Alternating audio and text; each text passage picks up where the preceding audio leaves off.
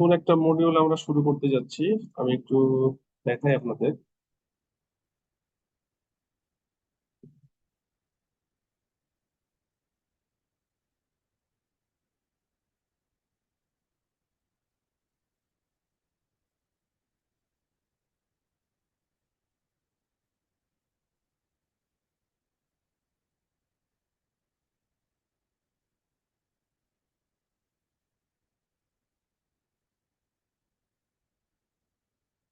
দেখেন, এইটা হলো আমাদের টোটাল কোর্সের যে সিলেবাস, সেটা এখানে যেটা বলছিলাম, আমরা এখন যে মডিউলটা শুরু করব সেটা হচ্ছে module 7, artificial intelligence and neural network. খুবই ইম্পর্টেন্ট মডিউল, কেননা এই নিউরাল নেটওয়ার্কের উপরে পুরো ডিপ লার্নিং দাঁড়িয়ে আছে। আমরা ডিপ লার্নিং বলতে যেটা বুঝি, এটা পুরো নিউরাল নেটওয়ার্কের উপরেই দাঁড়িয়ে আছে। তো এই এআই এবং নিউরাল নেটওয়ার্ক আসলে কিভাবে কাজ করে সেটা আমরা দেখব। আমার মনে হয় টোটাল 3টা লেকচার লাগতে পারে আজকে দিয়ে, এটা শেষ করতে। তো আমি আশা করছি আপনারা একটু ভালো মতো দেখবেন, যেন বুঝতে কোনো অসুবিধা না হয়। এখানে মডিউল কত ছিল? মডিউল এটা ছিল 7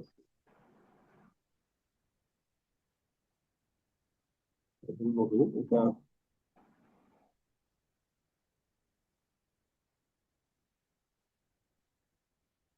এইটার জন্য আমরা বেশ কিছু জিনিস দেখবো, তবে স্পেশালি একটা বইকে ফলো করব। এই বই 4টা চ্যাপ্টার দেখার চেষ্টা করবো। 4টা লাগবে মোটামুটি ভাবে। আমরা আজকে চেষ্টা করব চ্যাপ্টার 1 এবং চ্যাপ্টার 2, এই দুটো চ্যাপ্টারকে শেষ করা। আমার কথা কি আপনারা ক্লিয়ারলি শুনতে পাচ্ছেন, না নয়েজ হচ্ছে কিছু? হ্যালো, একটু রেসপন্স করেন একদম। হ্যাঁ, শুনতে পাচ্ছি। ওকে, দেখেন, আমরা এই বইটা একটু শুরু করব। নিউরাল নেটওয়ার্ক সম্পর্কে আগে আপনাকে জানতে হবে, ডিপ লার্নিং বুঝতে হলে, আদারওয়াইজ এটা পসিবল হবে না। এবং এখানে নিউরাল নেটওয়ার্কের বেসিক কনসেপ্ট এবং নিউরাল নেটওয়ার্কের অ্যালগোরিদম, দুইটা অ্যালগোরিদম আমরা এই বই থেকে দেখব। তারপরে আমরা মতো না বুঝতে পারলে ডিপ লার্নিং বোঝা যাবে না। এবং ডিপ লার্নিং হচ্ছে এখন পুরো আহ, আহ, আপনার এআই এর একেবারে করে বসে আছে। আপনি যেদিকেই তাকাবেন সেখানেই ডিপ লার্নিং এর জিনিসপত্র। তো আমি রিকোয়েস্ট করব এই আহ, এখন থেকে যেটা দেখাবো, এই মডিউলটা এবং এর পরের মডিউল দুটা, এই দুটো একটু ভালো করে দেখার জন্য। আর এটা হলো একেবারে বেসিক মডিউল। এটা যদি ক্লিয়ার না থাকে পরে কিন্তু জিএর একটা লাভ হবে না, বুঝতে অসুবিধা হবে। ওই জন্য একটু ক্লিয়ারলি দেখবেন, যত সহজে বোঝানো যায় আমি চেষ্টা করবো সেটা একটু বোঝানো। তো এইটার জন্য আমরা যে টপিকটা ফলো করবো বা যে বইটা ফলো করবো, নিউরাল কম্পিউটিং অ্যান্ড ইন্ট্রোডাকশন, এই বইটা, এবং এটা হচ্ছে রাইটারের নাম। তো যাই হোক, আমরা চলে যাই চ্যাপ্টার 1। খুব ছোট একটা বই। Chapter 1, human and computer. আসলে হিউম্যান এবং কম্পিউটারের সিমিলারিটি কি এবং ডিসিমিলারিটি কি, এই জিনিসগুলা বোঝানোর জন্যই মূলত এই টপিকটা দেওয়া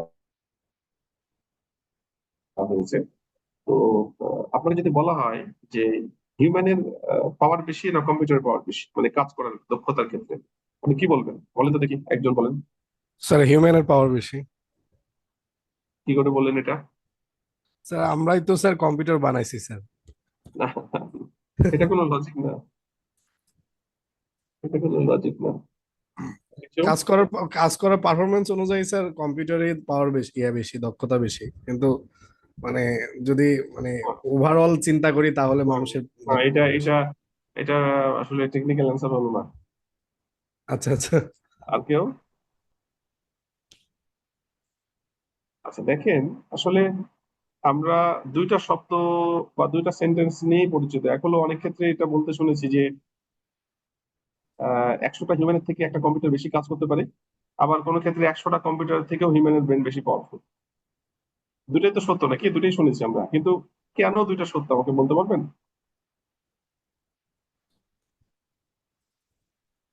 হুম, বলতে পারবেন? দেখেন, আমি বলি, আমরা যখন শুনি যে 100টা কম্পিউটার থেকে একটা হিউম্যানের ব্রেন বেশি পাওয়ারফুল, আবার একইভাবে শুনি যে 100টা হিউম্যানের থেকেও একটা কম্পিউটার বেশি কাজ করতে পারে। আসলে পার্থক্যটা কি হলো? দেখেন, আপনি আপনি কি প্রসেস করতে চাচ্ছেন তার উপরে। আপনি যদি সিরিয়াল প্রসেসিং করেন, সিরিয়াল প্রসেসিং মানে ধরেন যে ব্যাংকিং ট্রানজেকশন গুলা, বা এমন হতে পারে আপনাকে বলা হলো 10 কোটি ডাটা দেওয়া হলো। 10 কোটি ডাটা মানে ধরেন 1 2 3 4 এরকম ইন্টিজার দেওয়া হলো, আপনাকে 10 কোটিটা আপনাকে বলা হলো এবার যোগ করেন। আপনি হিউম্যান, 10 পরেও বলতে পারেন যে স্যার যোগের মনে হয় ভুল আছে, আবার চেক করতে হবে। কিন্তু মেশিনকে যদি দেন, মেশিন কিন্তু কয়েক মিলি সেকেন্ডের মধ্যেই করে ছেড়ে দেবে। এই ক্ষেত্রে কম্পিউটারের পাওয়ারটা বেশি। কোন দিক থেকে? কারণ এটা সিরিয়াল প্রসেসিং হচ্ছে। সিরিয়াল প্রসেসিং মানে হচ্ছে একটার পরে আরেকটা যখন কাজ করে, আপনাকে 10 কোটি সংখ্যা দিয়ে যদি যোগ করতে বলা হয়, আপনি প্রথমে ধরেন 1 এর সাথে 2 যোগ করবেন, 2 এর সাথে 4 যোগ করবেন, ওই যোগফলটা রাখবেন, রাখার পরে পরের সংখ্যা যোগ করবেন, দিয়ে ওই যোগফলের সাথে পরের সংখ্যা আবার যোগ করবেন। দিস ইজ টোটালি সিরিয়াল, একটার পর একটা, একটার পর একটা, একটার পর একটা হচ্ছে। তাহলে এইটা হলো সিরিয়াল প্রসেসিং। যদি এরকম একটার পর একটা কাজ হয়, সেক্ষেত্রে কম্পিউটার অনেক পাওয়ারফুল, কেননা কম্পিউটারকে আমরা এইভাবেই তৈরি করেছি। আমরা কম্পিউটার আগে তৈরি করেছিলাম ক্যালকুলেটর। ক্যালকুলেটর ছিল কাউন্টিং মেশিন। কম্পিউটারকে আমরা ক্যালকুলেটরের থেকে আরো এক্সপার্ট লেভেলে তৈরি করেছি, কিন্তু আমাদের যে কনসেপ্ট ছিল যে সিরিয়াল প্রসেসিং করা, সেটা কিন্তু কম্পিউটার এখনো করে। এখন যদি আমি উল্টাভাবে বলি যে হিউম্যানের তাহলে কাজ কি? হিউম্যান করে সবসময় প্যারালাল প্রসেসিং। হিউম্যান সবসময় প্যারালাল প্রসেসিং করে, আসলে সিরিয়াল প্রসেসিং করেই না। আপনি করতে চাইলেও সে হচ্ছে ঠিক মতো করতে পারে না। যেমন যে বললাম, আপনাকে যদি 10 লাখ সংখ্যা দেওয়া হয়, সংখ্যা দিয়ে বলা হলো যোগ করেন, আপনি 2 দিন ধরে যোগ করার পরেও বলবেন যে স্যার একটু ভুল আছে, আরেকবার দেখতে হবে। এর কারণটা কি? সিরিয়াল প্রসেসিং করার জন্য কম আসলে হিউম্যান ব্রেন তৈরি হয় নাই। হিউম্যান ব্রেনের পাওয়ারটাই হচ্ছে প্যারালাল প্রসেসিং এর জন্য। তাহলে এখন এটা বলা যায়, আমরা ডিটেলস দেখবো কিন্তু, ধারণা দিলাম। তাহলে এটা বলা যায় যে কম্পিউটার কাজ করে সিরিয়ালি, আর হিউম্যান কাজ করে প্যারালালি।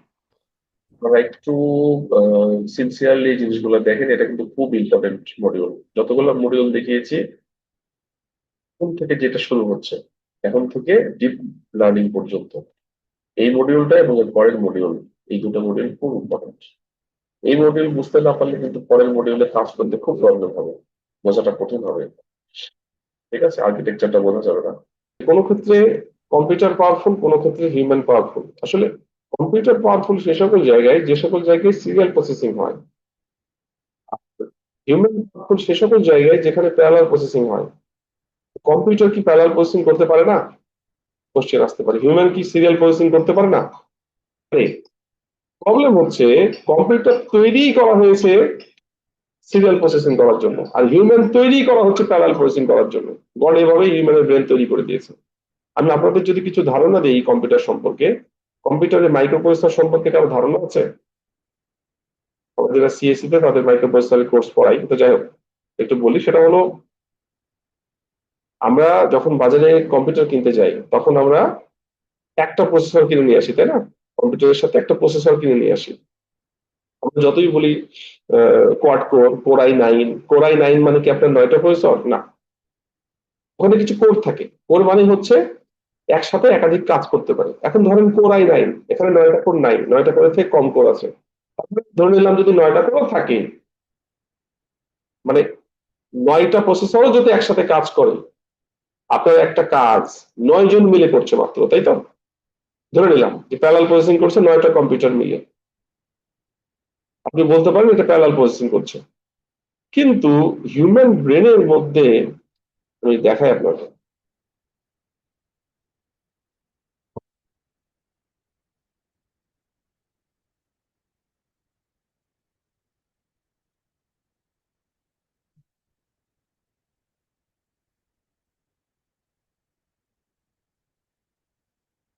যে হিউম্যান ব্রেনের মধ্যে কি পরিমাণ নিউরন আছে।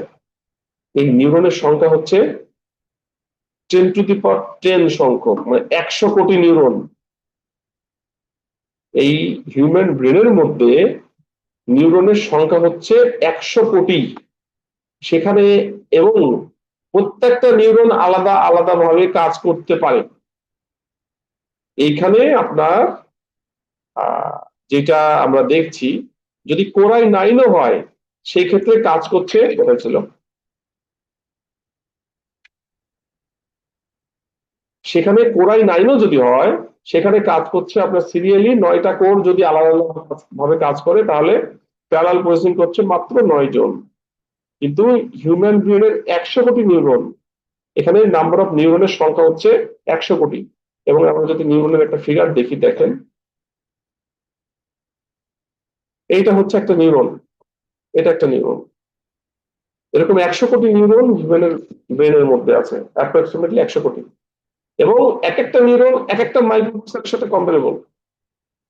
তাহলে আপনি ব্রেনের মধ্যে 100টা কম্পিউটারের সমান প্রসেসিং স্পিডের কি ডিভাইস নিয়ে ঘুরছেন, সিচুয়েশন কিন্তু অনেক জটিল, তাই না? এবং প্রত্যেকেই প্যারালাল প্রসেসিং করে। প্যারালাল আর সিরিয়াল প্রসেসিং এর মধ্যে পার্থক্য কি? প্যারালাল প্রসেসিং মানে হচ্ছে একই সাথে একাধিক কাজ করা যাবে, যতগুলো মাইক্রোপ্রসেসর ততটা আলাদা আলাদা ভাবে কাজ করতে পারবে। আর যদি সিরিয়াল প্রসেসিং হয়, তাহলে একটার পরে আরেকটা কাজ করবে, ওইটা শেষ হলে আরেকটা কাজ করবে, ওইটা শেষ হলে আরেকটা কাজ করবে। একটা কাজ শেষ না হলে অন্যজন কাজ করতে পারবে না। যেমন যোগের ক্ষেত্রে একটা কাজ শেষ না হলে আরেকজন কাজ করতে পারবে না, ওই কাজ শেষ না হলে পরের জন কাজ করতে পারবে না। এটা হচ্ছে সিরিয়াল প্রসেসিং। তাহলে আমাদের হিউম্যান ব্রেন এবং কম্পিউটারের মধ্যে পার্থক্য মেইনলি এটাই। এবং আমরা যে কম্পিউটার তৈরি করেছি, এটা তৈরি করেছি সিরিয়ালি। আর গড হিউম্যানকে যেভাবে তৈরি করেছে, ব্রেনের মধ্যে যে নিউরন গুলা যেভাবে দেওয়া আছে, এগুলা সব হচ্ছে প্যারালালি কাজ করে, জাস্ট লাইক দিস। এবং সব থেকে ইন্টারেস্টিং ব্যাপার হচ্ছে, আমাদের হিউম্যান ব্রেনের মধ্যে যেই পরিমাণ নিউরন আছে, যে 100 কোটি নিউরন, এইটা প্রত্যেকটা নিউরন হচ্ছে এক একটা মাইক্রোপ্রসেসরের মতো কাজ করে, এবং কোন ক্ষেত্রে মাইক্রোপ্রসেসরের থেকেও বেশি পাওয়ারফুল।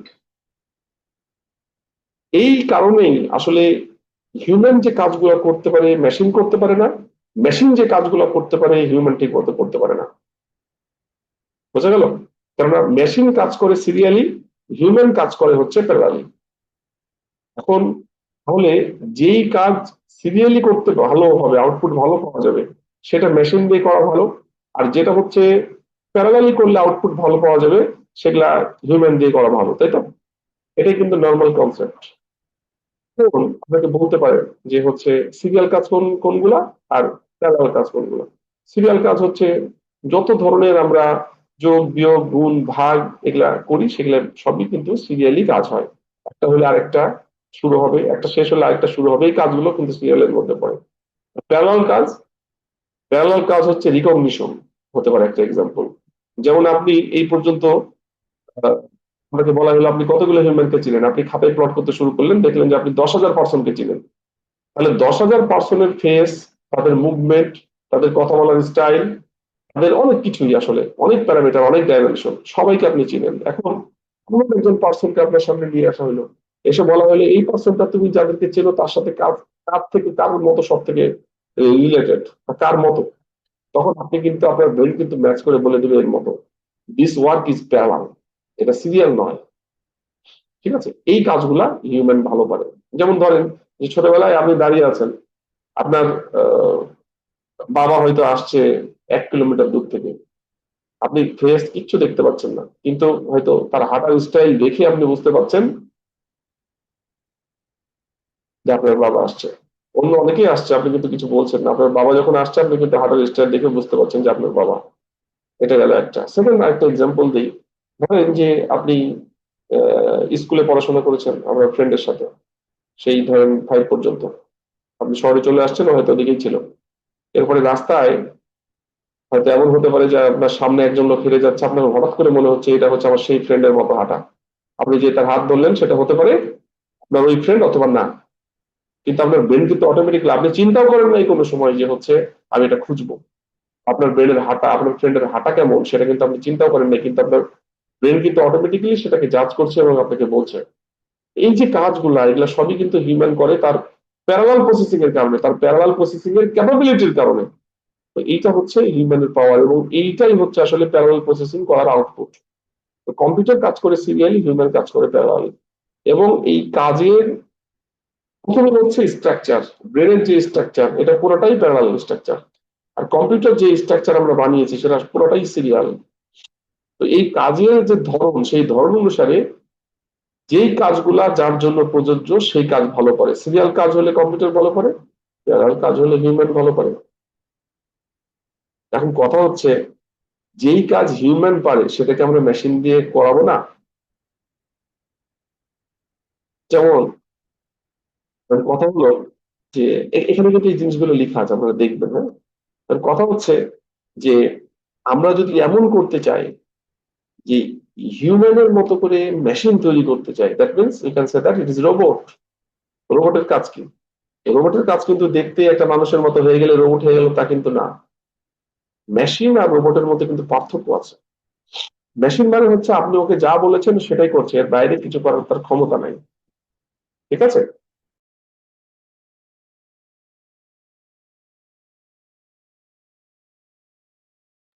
মেশিন মানে হচ্ছে আপনি তাকে যা বলেছেন সে সেটাই করছে। আপনি তাকে বলেছেন যে, মানে আপনি যদি প্রোগ্রাম করে থাকেন, ধরেন পাইথন তো করেছেন, আপনি কন্ডিশন দিয়ে নেন যে ইফ এই কন্ডিশন হলে এই জিনিসটা পারফর্ম করো, তাই তো?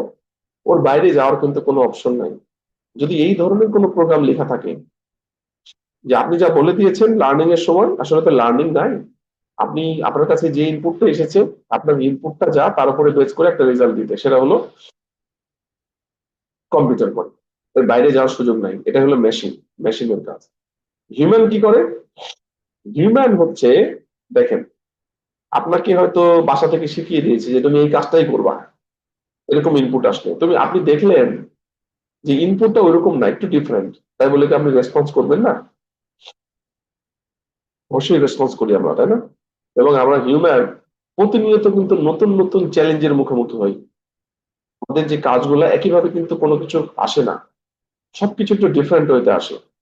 আপনি হয়তো সকালবেলা চিন্তা করেছেন আপনার এক ফ্রেন্ড আসবে, দেখা যাচ্ছে ওই ফ্রেন্ড না এসে অন্য এক ফ্রেন্ড চলে আসছে, তাহলে আপনার রেসপন্স কি একই হবে? না, রেসপন্স ডিফারেন্ট হবে। কিন্তু মেশিনকে যদি এরকম বলেন, মেশিন চুপ করে বসে থাকবে, সে কাজই করতে পারবে না। কারণ তাকে বলেই দেওয়া হয়েছে এটা হলে সেটা করবা। আর আপনার ব্রেনের মধ্যে এরকম কোনো সিস্টেম নাই। আপনাকে বলা হয়েছে যে এটা আসলে সেটা করবা, এটা ঠিক আছে, কিন্তু ওটা যদি না আসে তাহলে ওর বাইরেও কিন্তু আপনি কাজটা করবেন, রেসপন্স করবেন। বোঝা গেল? তো এই যে কাজগুলা, এটা হিউম্যান ব্রেন ভালো পারে, ওয়ার্ল্ডের মধ্যে সব থেকে বেশি ভালো পারে। এই কারণেই কিন্তু হিউম্যান পৃথিবীর মধ্যে সর্বশ্রেষ্ঠ অ্যানিমালের দিক থেকে। Okay? এখন কথা হচ্ছে যে আমরা আমাদের কাজগুলা আমরা মেশিনের মধ্যে ইনকর্পোরেট করতে পারি কিনা। হিউম্যান যেভাবে কাজ করে, হিউম্যান যেভাবে খায়, হিউম্যান যেভাবে ঘুমায়, হিউম্যান যেভাবে চলাফেরা করে, হিউম্যান যেভাবে থিঙ্ক করে, এগুলো সবকিছু আমরা কম্পিউটারের মধ্যে প্লেস করতে পারি কিনা। যদি প্লেস করতে পারি ঠিক মতো, তাহলে সেটা হয়ে যাবে আসলে রোবট। এবং যেই টেকনিক দিয়ে আমরা হচ্ছে এটাকে প্লেস করব, আমরা মেশিনকে ইন্টেলিজেন্ট করে তুলবো, সেটাই হচ্ছে আসলে আর্টিফিশিয়াল ইন্টেলিজেন্স। যে টার্মটা আসলো একটু খেয়াল করেন, একটু লিখি, এআই, তাই না? এটা হচ্ছে আর্টিফিশিয়াল আর্টিফিশিয়াল ইন্টেলিজেন্স। আর্টিফিশিয়াল ইন্টেলিজেন্সের বিষয়টা কি? ইন্টেলিজেন্স তো আসলে ইন্টেলিজেন্স, ইন্টেলিজেন্স মানে আসলে বুদ্ধিমত্তা। এটা আসলে রিয়েল মিনিংটা কি? যেমন ধরেন দুই বন্ধুকে দুই জায়গায় পাঠানো হলো একই কাজ করার জন্য, দুজন একই জিনিস ফেস করে আসছে, কিন্তু দুজন দুই রকম আউটপুট দিয়ে আসছে। আপনি পাঠিয়েছিলেন দুজনকে, দিয়ে দুইজন এসে আপনাকে বলছে কি ঘটেছে।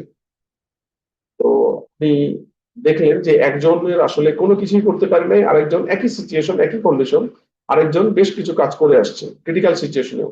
আপনি কি বলবেন তার ইন্টেলিজেন্স বেশি? ইন্টেলিজেন্স মানেই হলো রেগুলার ওয়ার্ক না, যে কাজটা যেভাবে প্রতিদিন আসে ওই রকম না। আপনি হয়তো সকালে রাস্তা দিয়ে বের হয়েছেন, প্রতিদিন আসেন ওই রাস্তা দিয়ে, আজকে রাস্তা দিয়ে বের হওয়ার সময় একটা অ্যাক্সিডেন্ট দেখলেন আপনি, ঠিক আছে? তো অ্যাক্সিডেন্টটা এমন যে হয়তো আপনাকে অনেক নাড়া দিয়েছে, যে আপনার কাছে খুব এটা ভ্যালু রাখে আসলে। তো এর পরের বার যখন আপনি ওইরকম কোনো অ্যাক্সিডেন্ট দেখবেন বা ওর থেকে বেশি কিছু দেখবেন, তখন কিন্তু আপনাকে ওটা নাড়া দিবে। ওর থেকে কম কিছু দেখলে কিন্তু আর নাড়া দিবে না। কারণ কি, আপনার ব্রেন কিন্তু ওই পরিমাণ অ্যাডপ্ট হয়ে গেছে। আমাদের ব্রেন কিন্তু সবসময় নতুন কিছু শিখতে যায়, এবং নতুন কিছু বিষয়ে ইনপুট আসলে নতুন নতুন রেসপন্স করে। যেমন ধরেন আপনি ডিসকভারি চ্যানেলে বিয়ার গ্রিলের প্রোগ্রাম যদি না দেখে থাকেন, তাহলে জঙ্গলে কিভাবে আসলে বসবাস করতে হয় আপনি সেটা জানেন না। ওই প্রোগ্রাম দেখার আগে আপনাকে জঙ্গলে যদি কেউ ছেড়ে দেয়, তাহলে আপনার একরকম অ্যাটিটিউড হবে। আপনি হয়তো বিয়ার গ্রিলের খুব বড় একজন ফ্যান, আপনি হয়তো তার প্রোগ্রামগুলো সবসময় দেখেন, আপনি ওর প্রোগ্রামগুলো দেখতে দেখতে আপনি এটা মাথার মধ্যে ঢুকিয়েছেন যে জঙ্গলেও বাঁচা যায়, আপনি 1 মাস বেঁচে থাকতে পারবেন ওটা খেয়ে বা আরো বিভিন্ন রকমের যে কাজগুলো আছে সেগুলো করে। তো বিয়ার গ্রিলের প্রোগ্রাম দেখার আগে একরকম, দেখার পরে আরেক রকম। আপনাকে যদি এই দেখার আগে ছেড়ে দেওয়া হতো তাহলে আপনার কি রেসপন্স হতো, আর দেখার পরে ছেড়ে দিলে ডেফিনেটলি রেসপন্স চেঞ্জ হবে। তো বিষয় হচ্ছে যে আপনি ওই যে নলেজ গুলা গ্যাদার করলেন, সেই গ্যাদার করার পরে আপনি রেসপন্স করছেন কিভাবে। যেমন ধরেন যে আপনার কোনো টিচার আপনাকে বললো যে এই কাজটা করো, ফটোকপি করতে দিল। তো রাস্তায় আপনার আরেক ফ্রেন্ড এসে বললো যে হলো যে এই কাজটা বেশি গুরুত্বপূর্ণ, এখন আপনি কি করবেন? আপনি আপনার বুদ্ধিমত্তা খাটিয়ে, আপনি আপনার ইন্টেলিজেন্স খাটিয়ে যেটা আসলে গুরুত্বপূর্ণ সেটা কিন্তু আগে করবেন, হয়তো তার কাছে খুব emergency. This is call intelligence. আমি এতক্ষণ ধরে যে এক্সাম্পল গুলো দিচ্ছি তার একটাই মিনিং, সেটা হচ্ছে যেই কাজটা আপনি এর আগে কোনোদিন করেন নাই, নতুন কাজ করছেন, আপনার কাছে একেবারে নতুন বা পার্শিয়ালি নতুন বাট নিউ, সেইটার উপরে আপনি কি রেসপন্স করছেন। যত বেশি রেসপন্স করতে পারবেন আপনি তত ইন্টেলিজেন্ট, যত কম রেসপন্স করতে পারবেন আপনি তত কম ইন্টেলিজেন্ট।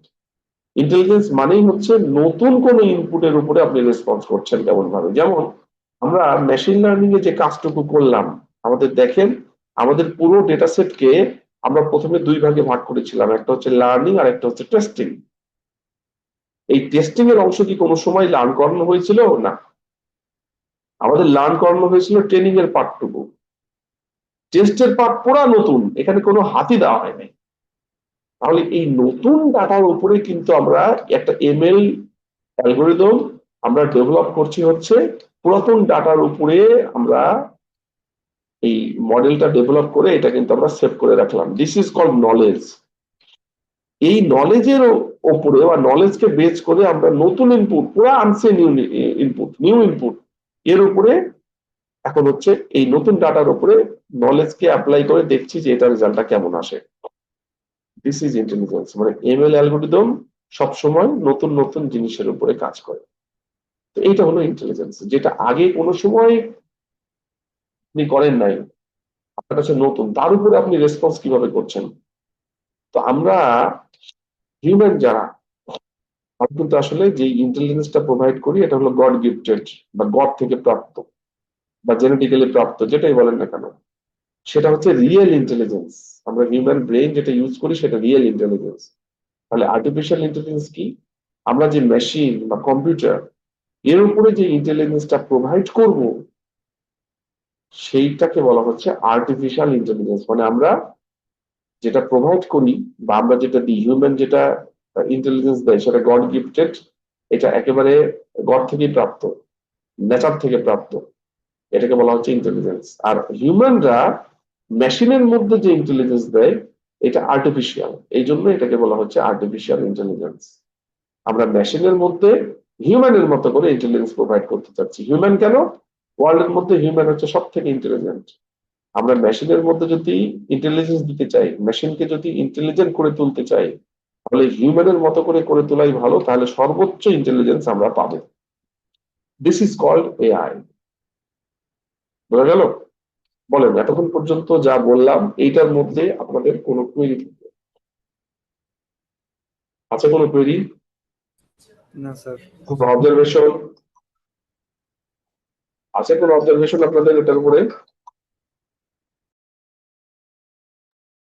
না আছে। স্যার।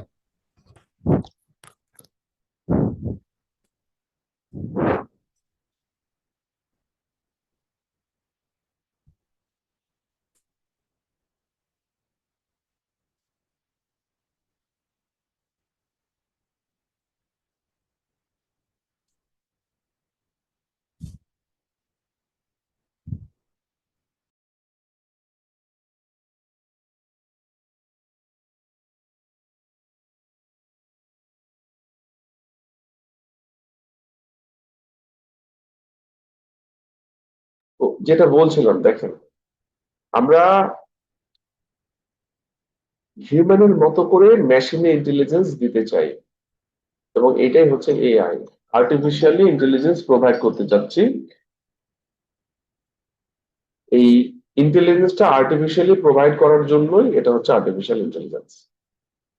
আমরা মেশিনের মধ্যে যখনই কোনো ইন্টেলিজেন্স প্রোভাইড করব, রিয়েল ইন্টেলিজেন্স প্রোভাইড করতে যাব, এটা আর্টিফিশিয়াল, সেই কারণে এটা হচ্ছে আর্টিফিশিয়াল ইন্টেলিজেন্স। এখন গোটা ওয়ার্ল্ডে যেই পরিমাণ রিসার্চ হচ্ছে, যেই পরিমাণ ফান্ডিং হচ্ছে, সব ম্যাক্সিমাম 90% হচ্ছে এআই এর উপরে, এবং আমরা যে কোর্সটা করছি সেটাও কিন্তু পুরোটাই এআই এর উপরে। ঠিক আছে, তো যাই হোক, আমরা একটা একটা করে টপিক একটু দেখতে থাকি, তাহলে আমাদের সুবিধা হবে। খেয়াল করেন, তো হিউম্যান এবং কম্পিউটারের মধ্যেকার পার্থক্যগুলো আমার মনে হয় আমি বলতে পেরেছি, আপনারা একটু পড়ে দেখবেন। আর এইখানে এরপরে দেখেন the structure of the brain. একটা হিউম্যানের যদি ব্রেনটাকে আপনি দেখেন, এইখানে এই যে যে অংশটুকু আমরা বলি ব্রেন, সেইটার মধ্যে কি থাকে? নিউরন থাকে, এবং এই নিউরনের সংখ্যা হচ্ছে 10⁻10 সংখ্যক। তার মানে 10⁻10 মানে হচ্ছে 100 কোটি। আপনার ব্রেনের মধ্যে প্রায় 100 কোটি নিউরন এরকম আছে, এবং এক একটা নিউরন হচ্ছে কোনো কোনো ক্ষেত্রে কম্পিউটারের থেকেও, মাইক্রোপ্রসেসরের থেকেও পাওয়ারফুল। তাহলে 100 কোটি নিউরন যদি একসাথে কাজ করে প্যারালালি, তাহলে কিরকম রেজাল্ট হতে পারে? বোঝা গেল? রেজাল্ট অনেক ক্ষেত্রে স্লো হতে পারে, কিন্তু রেজাল্ট কিন্তু এক্সিলেন্ট হবে। স্লো কেমন হতে পারে?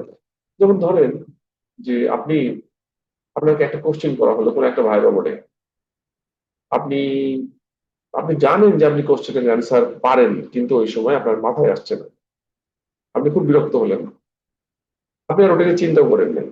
ঠিক 3 দিন পরে আপনি যখন ভাত খাচ্ছিলেন হয়তো, তখন আপনার ব্রেনের মধ্যে অ্যান্সারটা আসলো যে এইটা তো আসলে অ্যান্সার ওইটা। আপনি আর চিন্তা করেন নাই, কিন্তু আপনার ব্রেন কিন্তু সাথে সাথে ওই খাওয়ার 3 দিন পরে আপনাকে বলেছে এটা চিন্তা করা।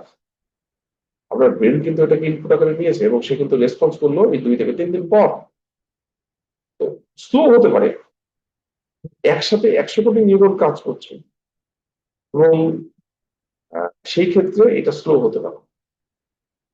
আবার প্রয়োজন অনুসারে ফাস্টও হতে পারে। এটা ডিপেন্ড করছে আপনি কিভাবে আপনার ব্রেনকে কাজ করাতে চাচ্ছেন তার উপরে। যদিও এটা বলা অনেক ক্ষেত্রে কঠিন, এবং বলতে পারেন যে আমি যেভাবে কাজ করতে চাই আমার ব্রেন কি সেভাবেই কাজ করবে। আমার মতে তাই, অনেকের সাথে দ্বিমত থাকতে পারে, এবং সায়েন্সও কিন্তু তাই বলে। আপনি যেভাবে চান আপনার ব্রেনকে আপনি ইউজ করতে পারেন, কিন্তু হঠাৎ করে চাইলেই তা হবে না। আপনার ব্রেনকে সেটা কিন্তু ফিলোসফিক্যালি বুঝাইতে হবে, সাইকোলজিক্যালি না। এবং সাইকোলজিক্যাল আর ফিলোসফিক্যাল ম্যাটার কি? সাইকোলজিক্যাল মানে হচ্ছে ধরেন যে রাস্তায় আমরা সাধারণত ধরেন যেভাবে পাগল বলি, যে রাস্তায় একটা লোক হাত পা ছুটছে আর কথা বলছে একা একাই, আমরা তাকে বলি যে পাগল। আমরা দেখছি তার কিন্তু আহ আপনার সাইকোলজিক্যাল অবস্থা, কিন্তু তার ফিলোসফি তো বুঝছি না। ফিলোসফি ঢুকতে হলে, দেখতে হলে তার মাথার মধ্যে ঢুকতে হবে সে কোন লজিকে কাজ করছে। আমরা তাকে পাগল বলছি, সে হয়তো চিন্তা করছে আমরাই পাগল। আসলে পাগলটা কি? এটা আসলে আমার মতে কেউই পাগল না।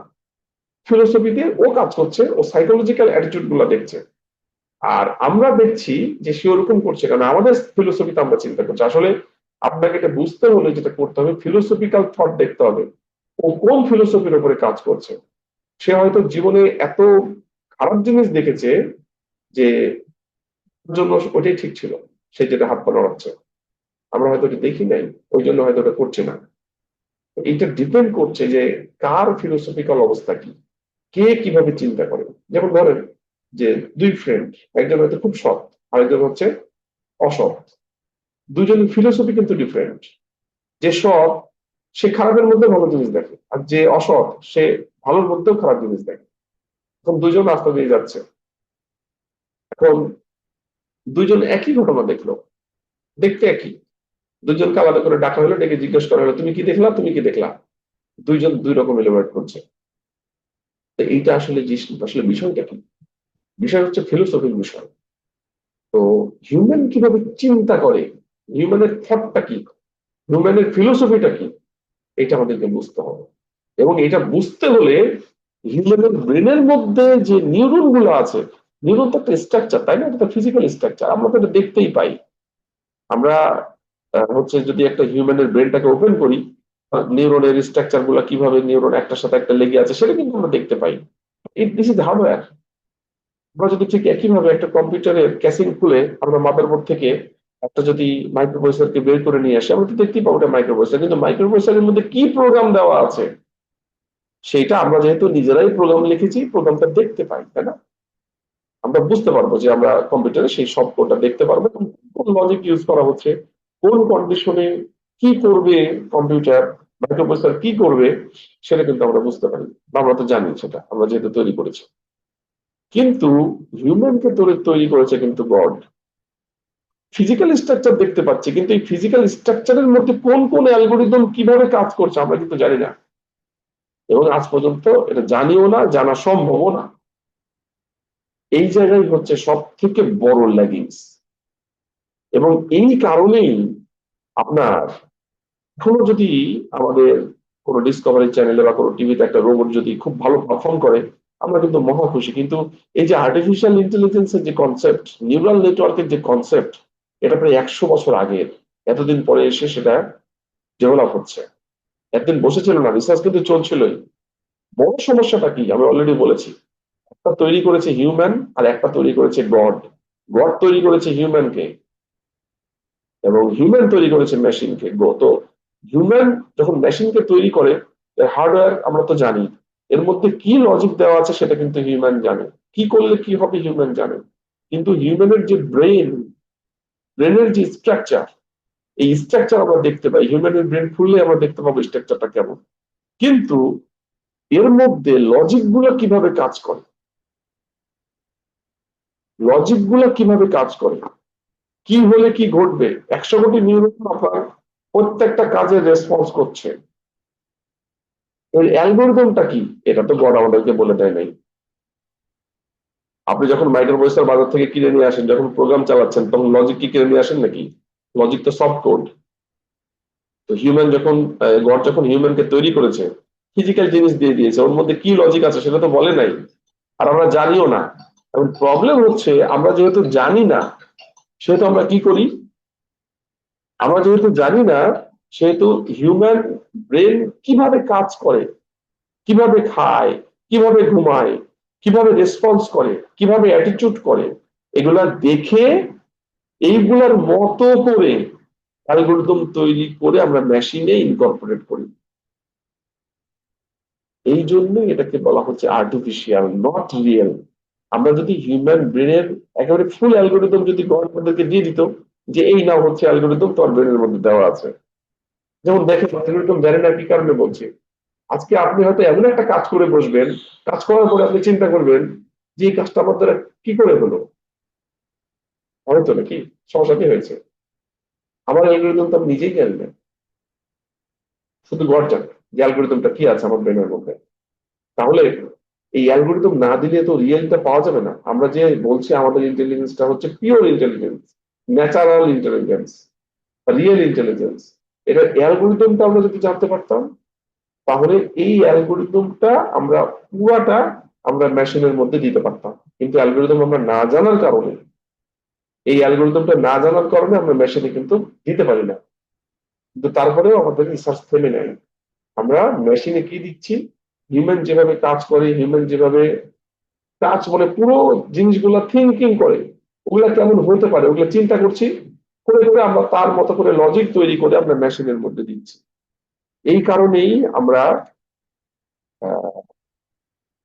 মেশিনে যখন ইন্টেলিজেন্স দিচ্ছি, সেটাকে রিয়েল ইন্টেলিজেন্স বলছি না, আমরা বলছি আর্টিফিশিয়াল ইন্টেলিজেন্স। ঠিক আছে, এইটাই সব থেকে বড় গ্যাপ। এবং এই গ্যাপের কারণেই হিউম্যানের মতো করে মেশিন তৈরি করা যাচ্ছে না। কারণ আমাদের কাছে হিউম্যান কিভাবে কাজ করে, কিভাবে চিন্তা করে, কোন লজিকে পারফর্ম করে, রিয়েল অ্যালগরিদমটা নাই। আমরা হিউম্যানের কাজের অ্যাটিটিউড দেখছি, তার কাজটাকে অ্যানালাইসিস করছি, তার ফিলোসফিক্যাল অবস্থা বোঝার চেষ্টা করছি, তার সাইকোলজিক্যাল অবস্থা বোঝার চেষ্টা করছি, দিয়ে তার মতো করে আমরা একটা শেডেড অ্যালগরিদম ইউজ করে মেশিনে ইনকর্পোরেট করছি। এটাই সব থেকে বড় ল্যাগিংস আমাদের এই মেশিনকে ইন্টেলিজেন্স দেওয়ার ক্ষেত্রে। এবং এই কারণে আমরা এটাকে বলছি আর্টিফিশিয়াল ইন্টেলিজেন্স। যদিও এই সমস্যা আছে, তারপরে আমাদের এআই তে এখন এত বেশি রিসার্চ হচ্ছে সেটা বলার অপেক্ষা রাখে না। প্রচুর ফান্ডিং, প্রচুর রিসার্চ, এবং সেই কারণে দেখবেন যে এখন যতগুলো যুদ্ধ হয় সব তো এআই। এগুলো সব এআই ছাড়া আসলে কোনো কিছুই সম্ভব না, জাস্ট এক্সাম্পল দিলাম। এবং এটা সামনের দিকে এমন ভাবে ছড়াচ্ছে, এআই ছাড়া আসলে কিছুই চলবে না। প্রচুর ফান্ড হচ্ছে এখন, প্রচুর ফান্ড, মানে সব ফান্ডই ধরে নিতে পারেন আমরা এআই রিলেটেড। আপনি যেখানেই কাজ করেন না কেন, সবার সাথে এআই ছোঁয়া থাকতেই হবে। মানে অবস্থাটা হচ্ছে এমন, আপনি আপনার ধরেন যে একটা অর্গানাইজেশনে জব করেন, সেখানে একটা মেশিন চলে, সেই মেশিন হিউম্যানের মতো করে পারফর্ম করবে। তাকে বলা হয় না এই কাজ করতে, তারপরেও যদি ওরকম কাজ আসে সে করে ফেলতে পারবে। আপনি একটা ধরেন একটা বাড়ির গেটে, বিশাল অর্গানাইজেশন, তার গেটে একজনকে রেখেছেন গার্ড, একটা হলো কম্পিউটার।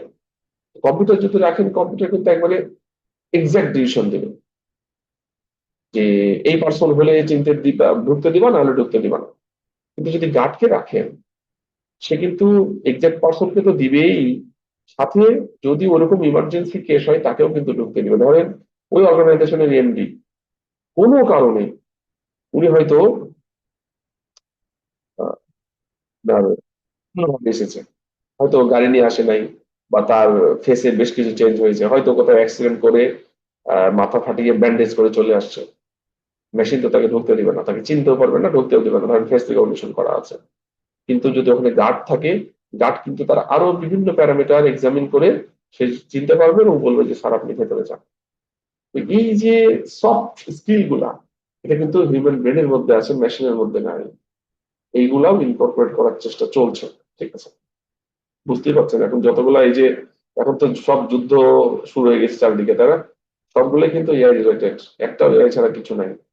আগের যুদ্ধ ছিল আপনার কি পরিমাণ লোকবল আছে, কি পরিমাণ হচ্ছে আপনি সাহস আছে, কি পরিমাণ আপনার মেন্টাল স্ট্রেংথ আছে। এখনো সেগুলো আছে, সাহস, মেন্টাল স্ট্রেংথ, সেগুলো তো অন্য জিনিস। কিন্তু আপনার এই যে ধরেন ইরান আর ইসরায়েলের মধ্যে যুদ্ধ হচ্ছে, মাঝে কয়েকটা দেশ কোন মাথা থেকে কোন মাথায় আপনার একজন আরেকজনকে অ্যাটাক করছে, মাঝের দেশগুলা ছবি তুলছে। কি পরিমাণ আপনার হচ্ছে সৈন্য আছে, সেগুলো নিয়ে কারো মাথা ব্যথা নেই। সিনারিও কিন্তু ভয়ঙ্কর, এবং এটা তো আমরা শুধুমাত্র ওয়ারের ক্ষেত্রে দেখছি, সব জায়গাতেই এই জিনিস ঘটবে। প্রত্যেকটা অর্গানাইজেশনে এই জিনিস ঘটবে, প্রত্যেকটা প্রোডাকশন কারখানায় এই জিনিস ঘটবে। তাহলে হিউম্যানের জায়গা কোথায় থাকবে? এবং ultimately not only production, decision making এর ক্ষেত্রেও এই জিনিস বসবে। আলটিমেটলি যারা জব থাকাটা খুব কঠিন, এবং নট অনলি জব, আপনার যে কোনো কাজ অত্যন্ত চ্যালেঞ্জিং হয়ে যাবে। মানে আপনি কম নলেজ নিয়ে কোনো কাজ করবেন, এইটার আসলে কোনো স্কোপ থাকবে না। না, আমার যেটা মনে হচ্ছে, এবং ওয়ার্ল্ড তাই বলে, প্রচুর পরিমাণে বড় বড় টেক জায়ান্টরা লোকজন ছাঁটাই করছে আপনার এআই এর টুলস গুলোর কারণে। এত বড় অর্গানাইজেশন গুলা যদি এইভাবে ছাঁটাই করে থাকে, তাহলে ছোট অর্গানাইজেশনের গুলা কি অবস্থা হবে?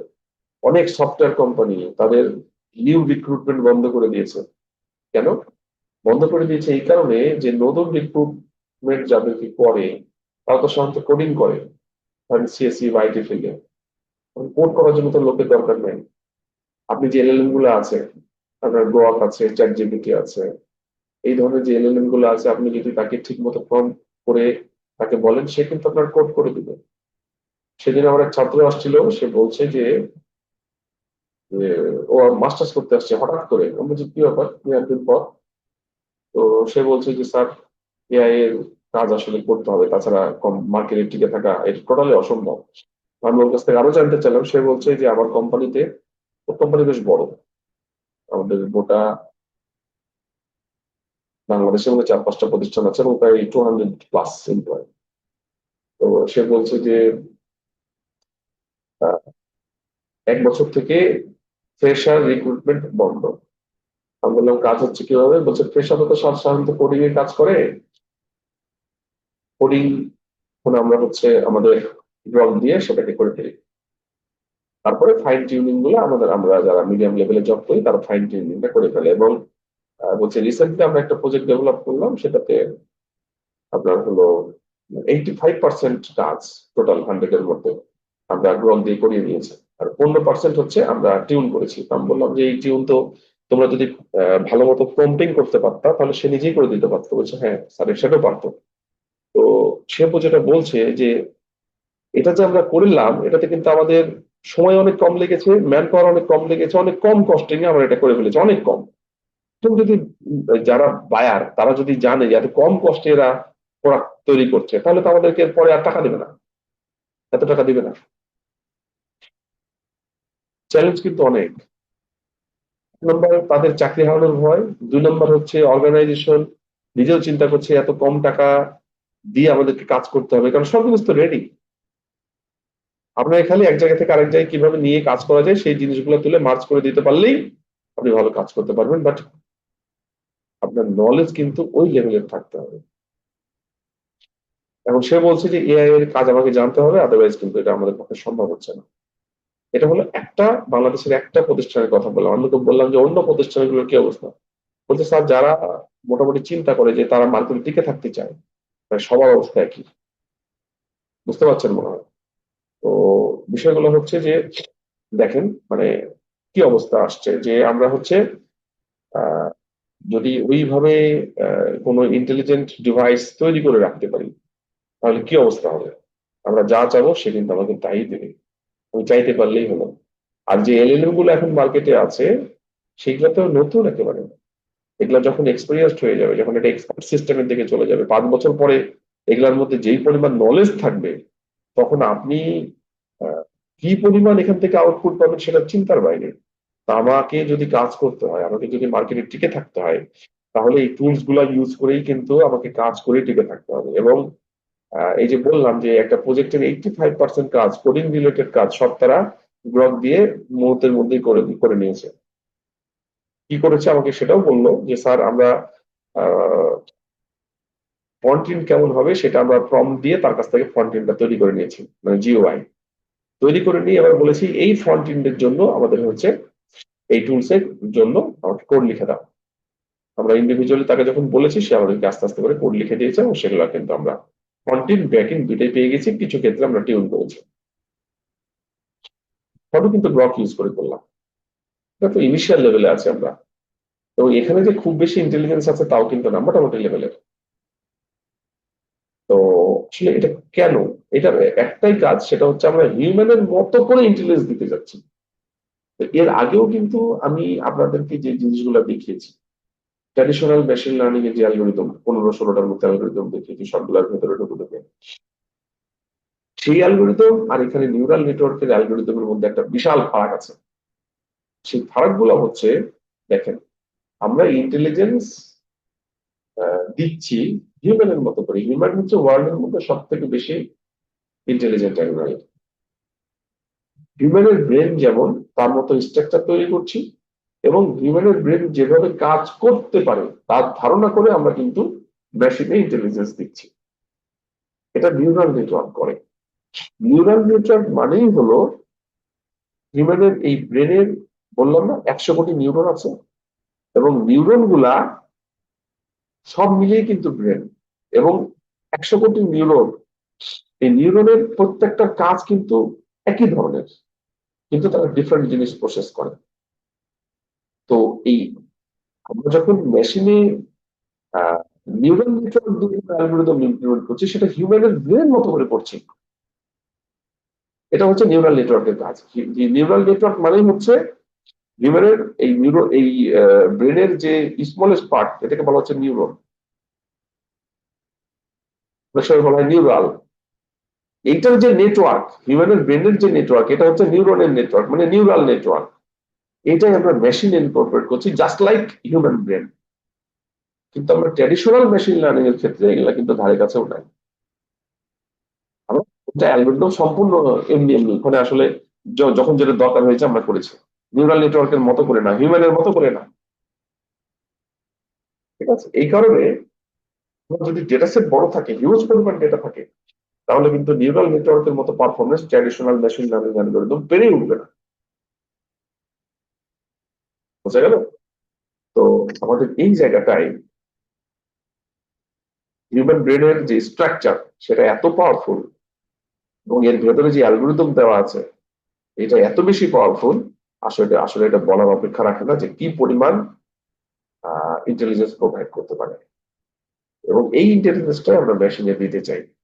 এবং নিউরাল নেটওয়ার্ক এবং স্পেশালি ডিপ নিউরাল নেটওয়ার্ক এইটাকে এত ভালোভাবে ইন্টারপ্রেট করতে পারে যে আমাদের মেশিনকে আমরা ওইভাবে ইন্টেলিজেন্ট করে তুলতে পারি। ঠিক আছে, এই জিনিসগুলো দেখবেন। এটা হচ্ছে নিউরনের একটা সেল। ঠিক আছে, এইটা একটু জানতে হবে। এটা হচ্ছে একটা নিউরনের বেসিক এলিমেন্ট। দেখেন, আমরা বললাম যে 100 কোটি নিউরন হিউম্যানের ব্রেনের মধ্যে আছে। তো ওই 100 কোটি থেকে একটা নিউরন যদি আমরা এখানে প্রেস করি তাহলে এরকম অবস্থা হবে। এটা একটা নিউরন।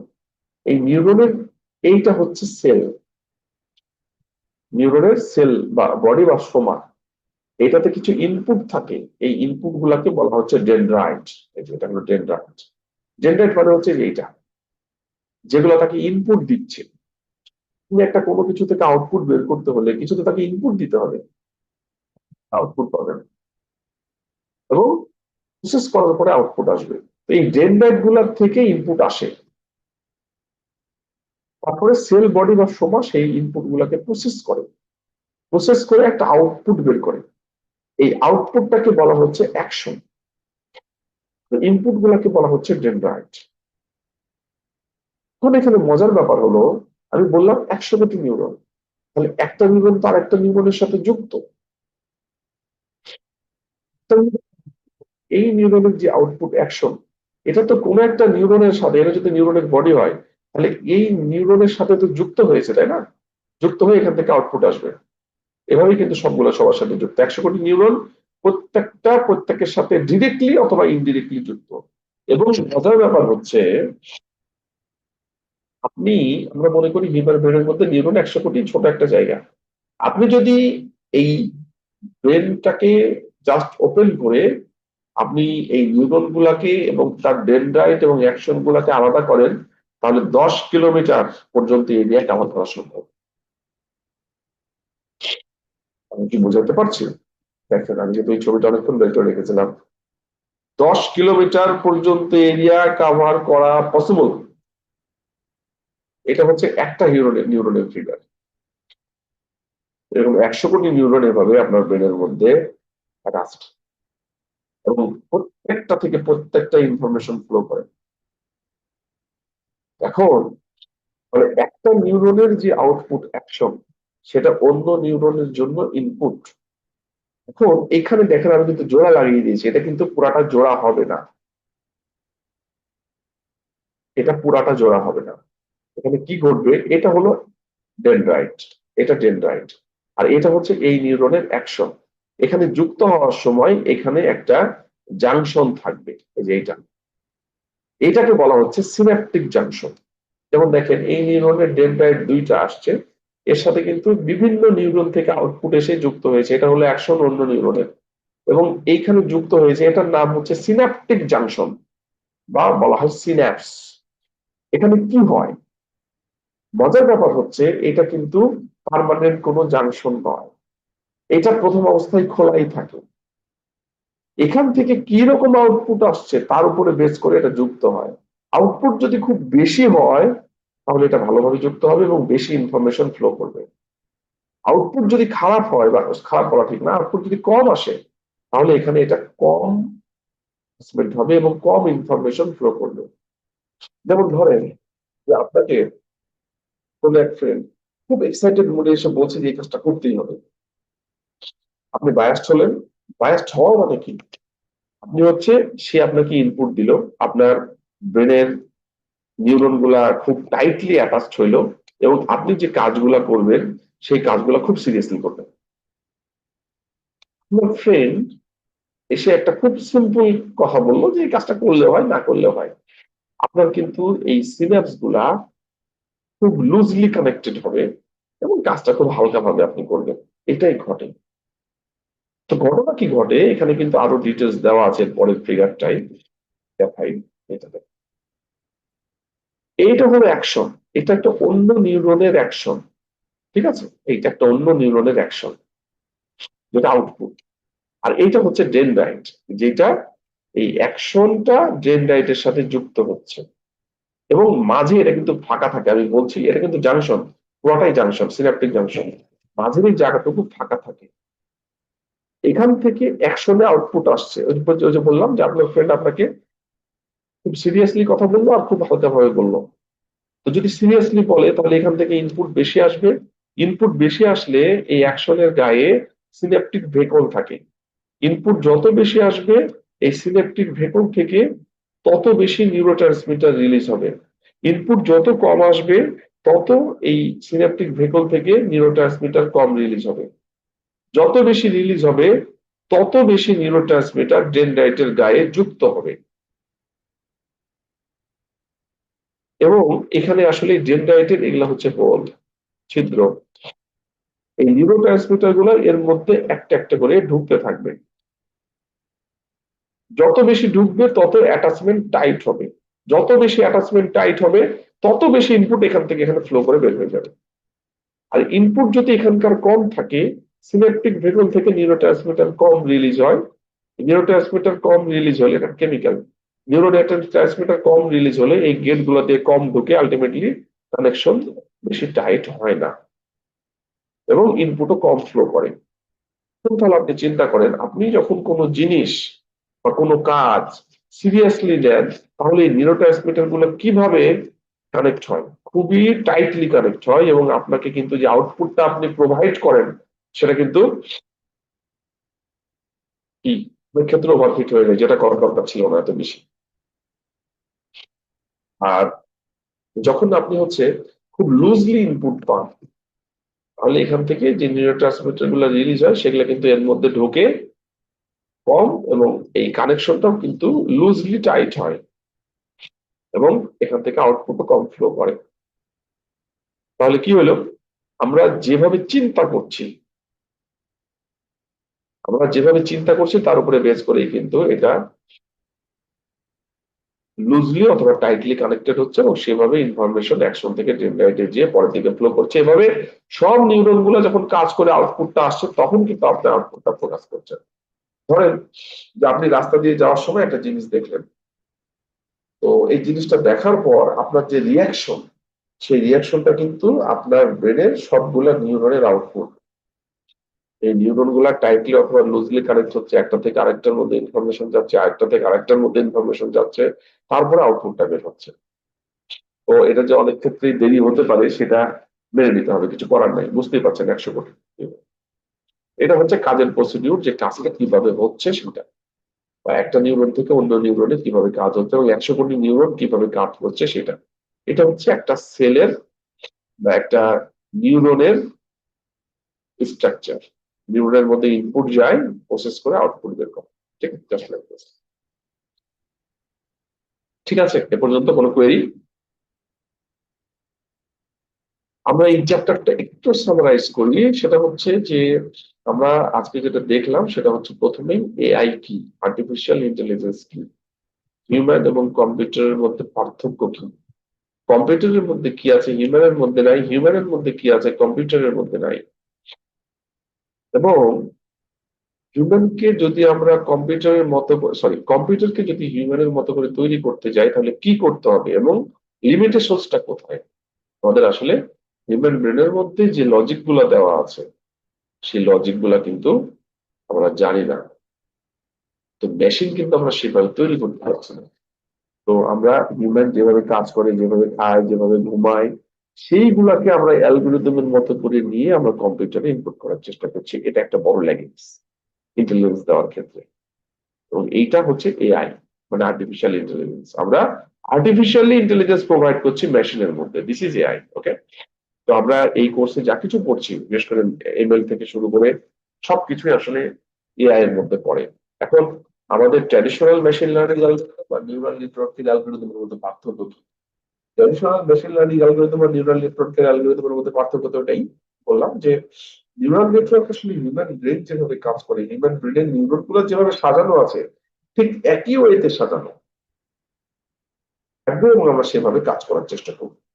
কিন্তু ট্র্যাডিশনাল মেশিন লার্নিং অ্যালগরিদমে এই ধরনের নিউরনের কোনো কনসেপ্ট নেই, ওটা যা কাছে ম্যাথমেটিক্যাল কিছু জিনিস দিয়ে ওইভাবে কাজ করা হচ্ছে।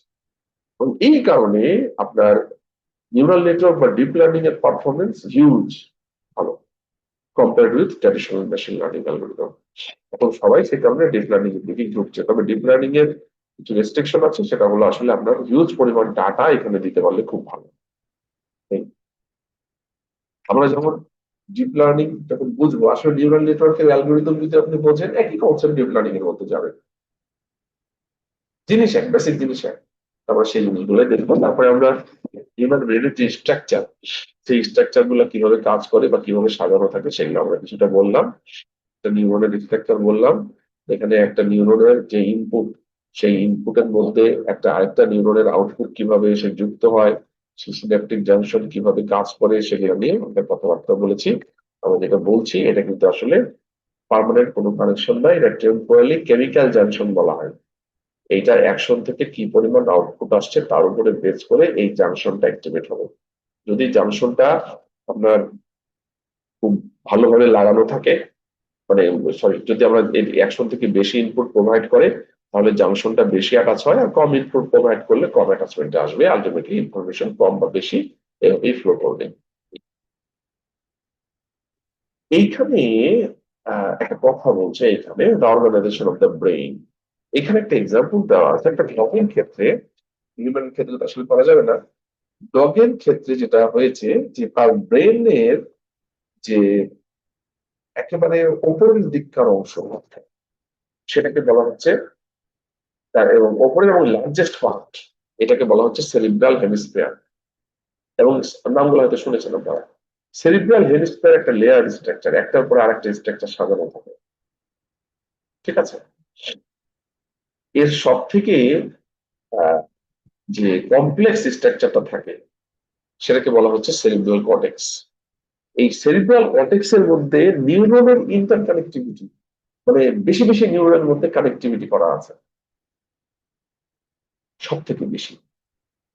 তো ডগের ক্ষেত্রে যেটা দেখা গেছে, এই সেরিব্রাল কর্টেক্স থেকে যখন আমরা নিউরনটাকে নিউরন গুলোকে তুলে ফেলি, তো ওই কুকুর যেটা, সে কিন্তু আর তার যে ইন্টেলিজেন্সের জন্য যে কুকুর বিখ্যাত, যেমন আননোন পার্সন আসলেই সে চেলাচেলি করে, বা নতুন এলোমেলো কিছু দেখলেই সে চেলাচেলি করে, এই বিষয়গুলো কিন্তু তার মধ্যে আর থাকে না। তো এখান থেকে আমরা একটা অবজারভেশনে আসতে পারি যে আহ, যেই জায়গায় নিউরনের ইন্টারকানেক্টিভিটি বেশি, সেই জায়গায় আসলে ইন্টেলিজেন্স বেশি আসে, বা ইন্টেলিজেন্স প্রোভাইড করার জন্য নিউরনের ইন্টারকানেক্টিভিটি, মানে যত বেশি নিউরন কানেক্টেড অবস্থায় থাকবে তত বেশি ইন্টেলিজেন্স প্রোভাইড করা যাবে। এইটা আমরা একটা সলিউশনে আসতেই পারি, এটাই বলছে। এবং এইটার উপরই বেস করেই কাজ করা হয় যে নিউরনের ইন্টারকানেক্টিভিটি যত বেশি হবে, আপনার ইন্টেলিজেন্স তত বেশি প্রোভাইড করা যাবে, ঠিক আছে। এই আর কি। আর এইখানে হচ্ছে লার্নিং এর মেশিন, আমরা মেশিনকে কিভাবে লার্ন করাই। এটা যে ব্লক ডায়াগ্রাম আমি আপনাদের দেখিয়েছি, যে আমরা লার্ন করব, ওটা একটা নলেজ বেস তৈরি করব, তৈরি করে রেখে দেবো। এরপরে টেস্টিং এর সময় সম্পূর্ণ নতুন ডাটা আসবে, আননোন কিছু হতে হবে, আগের এক্সিস্টিং লার্নিং এ যেগুলো ইউজ করেছি সেগুলো কিন্তু হবে না, তাহলে ইন্টেলিজেন্স থাকবে না। নতুন কিছু আসবে, এবং নতুন যে ডাটাটা, এই ডাটাটা আমরা হচ্ছে আমাদের যে নলেজ বেস, যেটা আমরা লার্নিং এ ইউজ করেছি টেস্টিং এর সময়, সেই লার্নিং এর যে নলেজ বেস, সেই নলেজ বেসের সাথে এই টেস্টিং এর যে ইনপুট, নতুন ইনপুট, এটা কম্পারিজন করে আমরা একটা রেজাল্ট দেবো। তাহলেই আমরা বলতে পারবো যে লার্নিংটা এবার হয়েছে। এবং পরের বার কি হবে, যেটা এর আগের বার টেস্ট করেছি সেটা কিন্তু লার্নিং হিসেবে কাজ করবে। বোঝা গেল? প্রথমবার তো আমরা করলাম টেস্টের জন্য, দ্বিতীয়বার করব প্রথমবার যেটা টেস্টের জন্য এসেছিল সেটা সহ কিন্তু লার্ন টেমপ্লেট হবে, ঠিক আছে। তো এইভাবে আমরা কাজগুলো করি আসলে। এই চ্যাপ্টারটা মূলত শেষ, তাদের দেখলেই চলবে। আপনাদের কোনো কোয়েরি থাকলে আমাকে বলেন। আছে কোনো কোয়েরি আপনাদের?